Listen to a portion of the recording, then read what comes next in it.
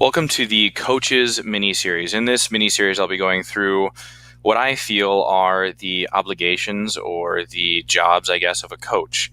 There are so many coaches out there, in my opinion, that do coaching for the wrong reason, and you can see it. I could probably right now list a number of coaches off the top of my head that I know, that I've experienced over my 9 years of coaching that don't seem to be there for the proper reasons. My first reason, this being our first video in the series, is you have to enjoy the experience.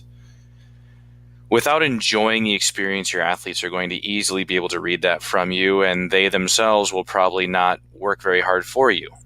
Thus, they will not experience a positive situation, and they will not really end up doing anything in the long run for themselves or for you or for the program. And that would be an unfortunate series of events. If you don't enjoy it at all, you need to understand it's not the right situation for you. I've been in other coaching situations where I did not fully enjoy the experience, and I was smart enough to walk away after a year because I knew my heart and my mind were not in the proper place for that, and that my dedication was not fully there because I did not enjoy it. As well, the athletes, like I mentioned, were not very positive toward me that year, and unfortunately that sport is something that just didn't work out for me. But I'm okay with that because track and field is something that I'm extremely, extremely passionate about. One thing that I do a lot with my athletes is I let them know how much fun I'm having with them, and I want them to have as much fun as possible as well. They're putting in a lot of time and effort, and I want them to understand that they're not doing that in vain, I guess. I want them to understand that they're doing it for good reasons. I chose this picture specifically for the reason of showing you my excitement. This is a picture of one of my athletes, Nick, who jumped a PR jump in this video, or in this picture, excuse me. And this was kind of the culmination of Nick's season.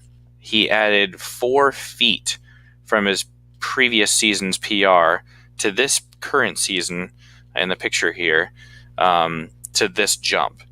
And these are the kinds of moments that I live for. These are the kinds of things that I coach for. To be able to see a kid do exactly what he did here, I am completely and utterly overjoyed for him and proud of him beyond anything I could have told him in words. But if you can tell looking at me, I think it's evident how excited and energized and happy I am for Nick in this moment. That's what we have to be as coaches. If you're just going through the motions, if you're just there to pick up a paycheck, whatever it might be, you need to do a service to your athletes and to your program by walking away. I want track and field to be honestly the best sport in the world, recognized by everyone.